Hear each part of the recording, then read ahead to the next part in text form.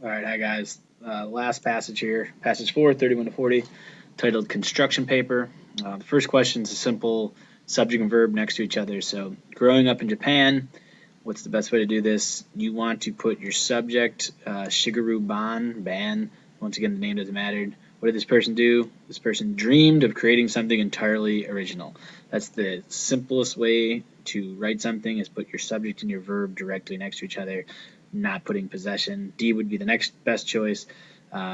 This does not have a helping verb here, so this would be incorrect. And this is all choppy and wordy, so we don't want A. Pretty simple first one. All right. So let's read it again. Growing up in Japan, Shigeru Ban dreamed of creating something entirely original. When his parents remodeled the family home in Tokyo, little Shigeru, once again, we're not going to worry about this name, just say little S, would steal bits of scrap wood to build his own whimsical creations. So they already are asking you at this point, the writer's considering adding the following sentence. We've literally only read two sentences. So there's only been two sentences. Do we need to add any stuff? This is talking about almost every residential building built in Japan prior to the 19th century was constructed of wood, with interior partitions that allowed residents to reconfigure. So we went from talking about this person's dream to talking about residential buildings in Japan. So you don't want to add this. Why not? Because it blurs the focus of the paragraph. That's the better one, because this, if you continue reading the paragraph, it talks about when his parents remodeled the family home. As a teenager, his design for a model house was selected as his school's best summer project, and though carpentry had been his childhood ambition, Ban was now inspired to become an architect. So this whole paragraph is talking about how this guy, Shigeru Ban, we call him S, wants to become an architect. We don't need to talk about the residential buildings in Japan. It makes no sense for this person's dream. He eventually moved to New York to study at Cooper Union School of Architecture, but Ban found much of American architecture distasteful, so he doesn't like American architecture. In the U.S., hiring an architect to create a new building is prohibitively expensive. So for 33, you just have to know vocabulary here. If you're not sure of any of these words, you can kind of cancel out some of them. These two, like premature means before. We have a word pre. Unwittingly means like not smart, expensive, doesn't make sense.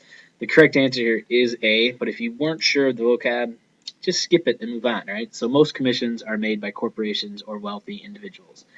These customers, so this is a transition word, they continue to talk and give examples. So this is another one where if you're not sure, and this is like who says whereas, it's not a word that we use a lot.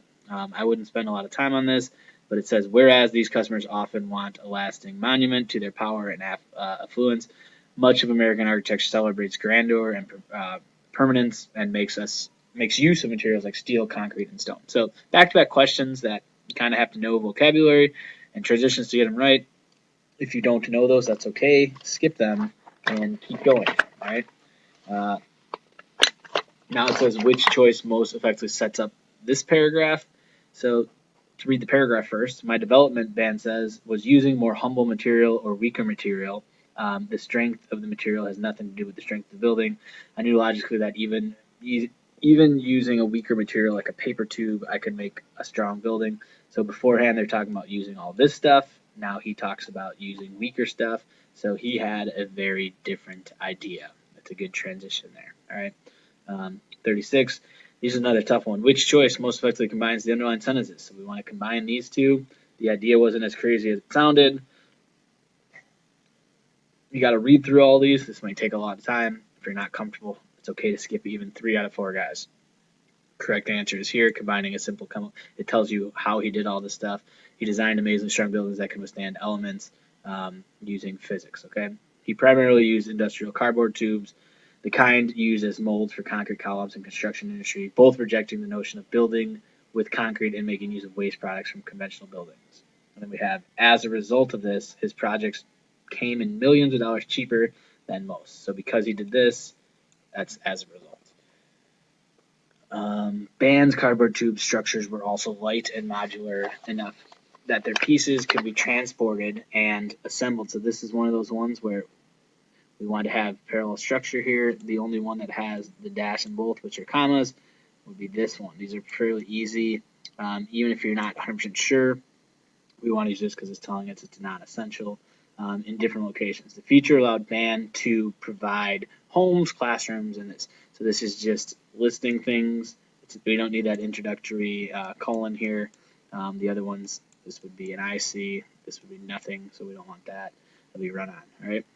And then the last question, it was revolutionary to have first-rate architect pay attention to those in need of shelter and build better quality buildings to serve their aesthetic and human needs, according to jury member of the Pritzker Architecture Prize, which band was awarded in 2014. The prestigious honor, and then it says given. So this honor, we need a verb here. The only one that gives us a verb without, we don't want the pronoun which. The honor is given as our best option. So you want to choose B, and that's it. We have our subject and our verb, and we are done with the test. We can go back and look at anyone's. So I circled number 36. I circled 34 and 33. This time I want to go back and see if I can figure those out, and you can go all the way back to the beginning. Don't leave any blank, and you want to bubble in stuff strategically, looking at the answer choices, choosing the shortest answer if it's one you skipped, using all the strategies we talked about. Okay. If you guys have any questions, either write in the comments, send something on Classroom, raise your hand in class, office hours, email, lots of ways. All right. See you guys. Good luck next Wednesday.